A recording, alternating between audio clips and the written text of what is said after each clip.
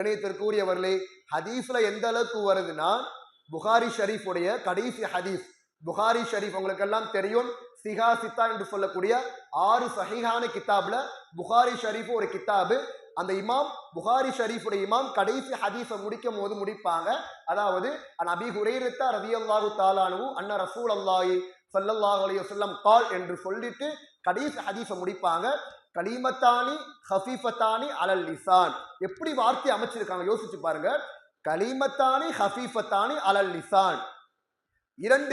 இரண்டு லேசான வார்த்தை இருக்குது, அது நாவில் சொல்வதற்கு லேசாக இருக்கும்.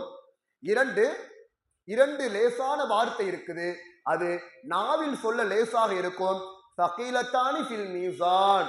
கியாமத் நாள்ல நன்மை தீமை எடை போடக்கூடிய திராசில் அது அந்த திக்ரு கடினமாக இருக்கும். ஹபீபத்தானி இலர் ரஹ்மான். இன்னும் அல்லாஹுவின் பக்கம் இந்த ரஹ்மான், அல்லாஹுவின் பக்கம் மிகப்பெரிய அந்த வார்த்தை தான் அல்லாஹ்வுக்கு மிகப்பெரிய ஒரு பிடிச்ச வார்த்தை என்பதாக புகாரி இமாம் பதிவு செய்வாங்க. இதை முடிச்சுட்டு தான் தம்மத் பில் கிதாப் யௌனில் வஹாப் என்பதாக முடிப்பாங்க. இதுக்கு என்ன அர்த்தம்னா, அது என்ன திக்ருன்னா, சுப்ஹானல்லாஹி பிஹம்திஹி சுப்ஹானல்லாஹில் அஸீம். இந்த திக்ரு இருக்குது, அது சொல்வதற்கு லேசாக இருக்கும். இன்னும் கியாமத் நாள எடை போடக்கூடிய தராசுல இந்த திக்ரை வச்சா இது எடைய அதிகரிச்சு காட்டும். இன்னும் அல்லாஹ்வின் பக்கம் மிக பிடித்தமான ஹதீஸ் என்பதாக சொல்லிட்டு சொன்னார்கள் ஸல்லல்லாஹு அலைஹி வஸல்லம் அவங்க. அது என்ன திக்ருனா, சுப்ஹானல்லாஹி வ பிஹம்திஹி சுப்ஹானல்லாஹில் அஸீம். சுப்ஹானல்லாஹ். நீங்க எல்லாம் யோசிச்சு பாருங்க, எத்தனையோ வாட்டி திக்ரு செய்யறோம், ஆனா இந்த திக்ரை நீங்க உங்க வாழ்க்கையில எடுத்து செய்யுங்க. ஏனென்று கேட்டால் ஸல்லல்லாஹு அலைஹி வஸல்லம் அவங்க சொல்லும் போது சாதாரண வார்த்தையை சொல்ல மாட்டாங்க.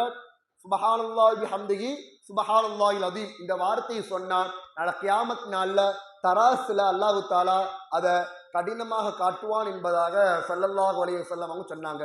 கணியத்திற்குரியவர்களே, உங்களுக்கு எல்லாம் தெரியும், இந்த திக்ரு செய்வதன் மூலியமாக ஸல்லல்லாஹு அலைஹி வஸல்லம் அவங்க என்னென்ன ஃபாயிதா தந்திருக்காங்க, என்னென்ன புரோஜனம், என்னென்ன பெனிஃபிட்டை தந்திருக்காங்க என்பதாக சொல்லும் போது ஹதீஸ்ல வரக்கூடிய செய்தி, இத ஓதுவதன் மூலியமாக அல்லாஹ் உங்களுடைய கவலையை போக்குவா.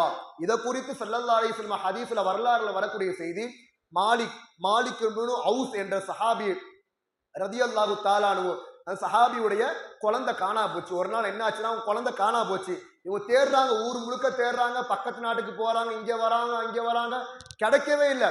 ஸல்லல்லாஹு அலைஹி வஸல்லம் அவங்கள்ட்ட போய் சொல்றாங்க, யா ரசூலல்லாஹ், யா ரசூலல்லாஹ், என்னுடைய பிள்ளை ஒரு வாரமா காண, யா ரசூலல்லாஹ், நான் என்னதான் பண்றது என்பதாக ஸல்லல்லாஹு அலைஹி வஸல்லம் அவங்களோட சொல்லும் போது ரொம்ப கவலையா இருந்தாங்க. அப்புறம் ஸல்லல்லாஹு அலைஹி வஸல்லம் சொன்னாங்க, ஓ சஹாபியே, நீங்க ஒன்றும் கவலைப்படாதீங்க, ஓ மாலிக்கே நீங்க ஒன்றும் கவலைப்படாதீங்க, நான் சொல்லக்கூடிய திக்ரை நீங்க ஓதுங்க, அல்லாஹ் உங்க காணா போன குழந்தைய அல்லாஹ் தேடி தருவா, கண்டுபிடிச்சு கொடுப்பா. இன்னும் அவனின் மூலியமாக அல்லாஹ் உனக்கு செல்வத்தை தருவான் என்பதாக ஸல்லல்லாஹு அலைஹி வஸல்லம் அவங்க சொல்லிட்டு சொன்னாங்க. என்ன திக்ருன்னா, லா ஹவுல வலா குவத்த இல்லா பில்லாஹ். இந்த திக்ரை நீ அதிகமாக ஓதிட்டு வாப்பா, இன்ஷா அல்லாஹ் உன்னுடைய புள்ள கிடைச்சிடும். கொஞ்ச நாள் கழிச்சு நைட் நேரத்துல அவங்க வீட்டை யாரோ தட்டுறாங்க. இப்போ யோசிக்கிற மாலிக், என்னடா யாரோ தட்டுறாங்களே, பயமா இருக்கு, திருடனா இருக்குமோ என்பதாக சொல்லிட்டு லேசா கதவு திறந்து பார்க்குறாங்க. நம்முடைய பிள்ளை வருது, அவருடைய பிள்ளை வருது. இப்போ இவங்களுக்கு அல்லாஹ் ஷுக்குர் யா அல்லாஹ், ஷுக்குர் லக்க ரப்பி யா அல்லாஹ் யா அல்லாஹ்னு சொல்லிட்டு அல்லாஹ்வுக்கு அதிகமாக ஷுக்குர் செய்யறாங்க. அந்த பிள்ளை வந்தது மட்டும் அல்லாமல் அவனோடு 20 ஆடுகளையும் அல்லாஹ் அனுப்பி வைத்தான். கிதாப்ல வரக்கூடிய செய்திமா, கிதாப ஹதீஸ்ல வரக்கூடிய செய்தி என்னைக்கு பொய்யாகுது. ஸல்லல்லாஹு அலைஹி வஸல்லம் என்ன சொல்லி அனுப்புனாங்க, லா ஹவுல வலா குவத்த இல்லா பில்லாஹ். நீ கவலையா இருக்கிறியா, இந்த திக்ரை நீ ஓதுப்பா, அல்லாஹ் உடைய கவலையை போக்கி அந்த கவலையின் மூலியமாக அல்லாஹ் உனக்கு பெனிஃபிட்டை தருவான் என்பதாக ஸல்லல்லாஹு அலைஹி வஸல்லம் சொல்லும் போது, அன்னைக்கு கொஞ்ச நாள் கழிச்சு அவங்க பையன் கதவு தட்டி, அந்த பையன் வந்தது மட்டும் அல்லாமல் அவனோடு 20 ஆடுகள் வந்துச்சு என்பதாக மார்க்கம் நமக்கு சொல்லி தருகிறது. கணியத்திற்குரியவர்களே, அதனால இந்த திக்ரு உங்களுடைய எல்லா கவலைகளையும் போக்கும் என்பதாக ஸல்லல்லாஹு அலைஹி வஸல்லம் சொன்னாங்க. எந்த அளவுக்கு என்று கேட்டால், திக்ரு செய்வதன் மூலியமாக அல்லாஹ்வுடைய பொருத்தமே கிடைக்குது. அல்லாஹ்வுடைய பொருத்தம் இருக்குது. எந்த மனிதனுக்கும், எப்படிப்பட்ட மனிதனாக இருந்தாலும் சரி, அவன் கோடீஸ்வரனாக இருந்தாலும் சரி, மாடிக்கு மேல மாடி கட்டினாலும் சரி, அல்லாஹ்வுடைய பொருத்தம் இருக்குது. அது சாதாரண முறையில கிடைக்காது. யாருக்கு அல்லாஹ் தஆலா கொடுக்கிறானா, சில விஷயங்களின் மூலியமாகத்தான் அல்லாஹ் கொடுக்கிறான்.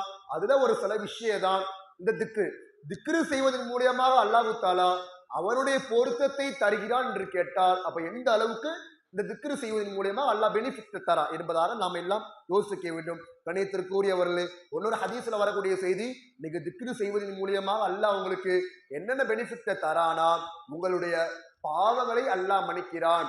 ஹதீஸ்ல அதே வரியில வருது, உங்களுடைய பாவங்கள் கடல் நுரைய அளவு இருந்தாலும் அந்த பாவங்கள் மன்னிக்கப்படுகிறது. எதன் மூலியமாக? நீங்கள் சுபஹானல்லாஹ், அல்ஹம்துலில்லாஹ், லா இலாஹ இல்லல்லாஹ், அல்லாஹு அக்பர், அஸ்தக்ஃபிருல்லாஹ், ஸல்லல்லாஹு அலா முஹம்மது ஸல்லல்லாஹு அலைஹி வஸல்லம் இப்படி திக்ரு ஓதுவதன் மூலியமாக உங்களுடைய பாவங்கள் கடல் நுரை அளவு இருந்தாலும் அந்த பாவங்கள் மன்னிக்கப்படுகிறது என்பதாக ஸல்லல்லாஹு அலைஹி வஸல்லம் சொல்லி காட்டினாங்க. கண்ணியத்திற்குரியவர்களே, நாம் எல்லாம் யோசிக்க வேண்டும், எந்த அளவுக்கு நம்முடைய வாழ்க்கையில நம்ம திக்ரு அமைச்சு கொள்றோம். கண்ணியத்திற்குரியவர்களே, நோம்புடைய நேரமா இருக்குது, அதனால அதிகமாக இஸ்திக்பார் செய்வோம். அஸ்தக்ஃபிருல்லாஹல் அஸீம், அஸ்தக்ஃபிருல்லாஹ், அஸ்தக்ஃபிருல்லாஹ் என்பதாக அதிகமாக இஸ்திக்பார் செய்யுங்க.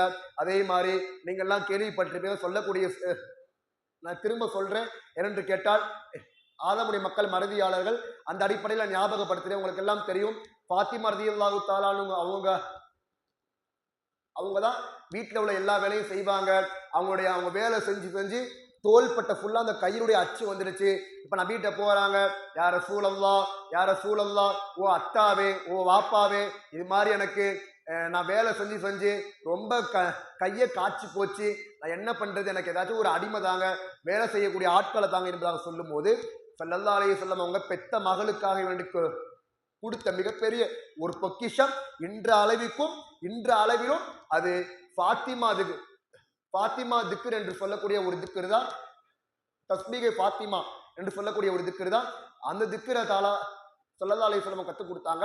ஓ ஃபாத்திமாவே, நீ ஒன்றும் கவலைப்படாத, வேலையாட்களை வைப்பதை விட நீ இந்த திக்ரை ஓதுனா அல்லாஹு தஆலாவுடைய சுமையெல்லாம் தீர்த்துருவான் என்பதாக சொல்றாங்க. சுபஹானல்லாஹ் 33 தடவை, அல்ஹம்துலில்லாஹ் 33 தடவை, அல்லாஹ் அக்பர் 33 தடவை என்பதாக நீ ஓதி முடிச்ச பிறகு நீ மேலையெல்லாம் ஓதிக்க அந்த எந்த கஷ்டமாக இருந்தாலும் அல்லாஹ் உன்னுடைய கஷ்டத்தை தீர்ப்பான் என்பதாக ஸல்லல்லாஹு அலைஹி வஸல்லம் சொன்னாங்க. அதனால இன்ஷா அல்லாஹ் நோம்புடைய நேரமாக இருக்குது, அதிகமாக திக்ரு ஓதுவோம். திக்ரு செய்வதன் மூலமா திரும்ப ஞாபகப்படுத்துறேன், திக்ரு சாதாரண விஷயம் கிடையாது. அல்லாஹ்வுடைய பொருத்தத்தை அடையக்கூடியதாகவும் இந்த திக்ரு இருக்கு. எந்த அளவுக்கு அல்லாஹ் குர்ஆன்ல குறிப்பிடுகிறான் என்று கேட்டால், நீங்க என்ன திக்ரு செய்வதன் மூலியமாக நீங்க என்ன நினைவு கூர்ந்தால் உங்களை நான் நினைவு கூறுகிறேன். இன்னொரு ஆயத்தில் அல்லாஹ் சொல்லும் போது, அலா பிதிக்ரில்லாஹி தத்மஇன்னுல் குலூப், நீங்கள் உங்கள் உள்ளங்கள் எதன் மூலியமாக நிம்மதி பெறாது, எதன் மூலியமாக நிம்மதி பெறும் என்று கேட்டால், நீங்கள் திக்ரு செய்வதன் மூலியமாகத்தான் அல்லாஹ் உங்களுடைய உள்ளங்களை நிம்மதி பெற செய்வான் என்பதாக ஸல்லல்லாஹு அலைஹி வஸல்லம் சொன்னாங்க. அதனால கண்ணியத்திற்குரியவர்களே, நாம் எல்லாம் இதை பாடமாக எடுத்துக்கொண்டு நோம்புடைய நேரத்தில் அதிகமாக செய்வோம். அது மட்டுமல்லாமல் மற்ற நாட்களையும் அதிகமாக செய்வோம். இன்ஷா அல்லாஹ் அது என்ன திக்ருன்னா, சுப்ஹானல்லாஹ் 100 தடவை ஓதுங்க, அல்ஹம்துலில்லாஹ் 100 தடவை ஓதுங்க, அல்லாஹ் அக்பர் 100 தடவை ஓதுங்க, அஸ்தக்ஃபிருல்லாஹ் 100 தடவை ஓதுங்க, அதே மாதிரி ஸல்லல்லாஹு அலைஹி வஸல்லம் 100 வாட்டி ஓதுங்க. உங்களுக்கு என்னென்ன திக்ரு தெரியுமோ அதையெல்லாம் ஓதுங்க. நான் ஆரம்பத்தில் ஒரு ஹதீஸ் சொன்னேன், இதுதான் கியாமத் நாள்ல தராசு நிரப்பக்கூடிய திக்ராக இருக்குது. அது என்ன திக்ருன்னா, நீங்க தெரியலான்னு நான் சொன்ன பிறகு உங்களுக்கு மறந்துருச்சுன்னா இங்க உள்ள ஆலிமா பெருமக்கள்கிட்ட நீங்க கேட்டு தெரிஞ்சுக்கங்க. சுப்ஹானல்லாஹி பிஹம்திஹி சுப்ஹானல்லாஹில் அஸீம். இது ஓதுவதன் மூலியமா என்ன பாக்கியம் கிடைக்குது, திரும்ப ஞாபகப்படுத்துறேன். இது சொல்வதற்கு லேசாக இருக்கும்.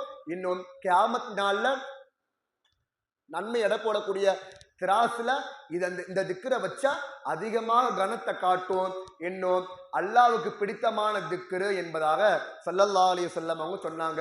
இணையத்திற்குரியவர்களே, இன்னைக்கு இதை பாடமாக எடுத்துக்கொண்டு நம் வாழ்க்கையில அதிகமாக திக்ரு செய்து அல்லாஹ்வுடைய பொருத்தத்தையும் ஸல்லல்லாஹு அலைஹி வஸல்லம் அவங்களுடைய ஷஃபாத்தை பெறக்கூடிய பாக்கியத்தை வல்ல ரஹ்மான் உங்களுக்கும் எனக்கும் நம்முடைய முழு சமுதாயத்துக்கும் அல்லாஹ் தந்தல்வானாக. வாஹிர் தாவாஹும் அல்ஹம்துலில்லாஹி ரப்பில் ஆலமீன். அஸ்ஸலாமு அலைக்கும் வரஹ்மத்துல்லாஹி வபரகாத்துஹு.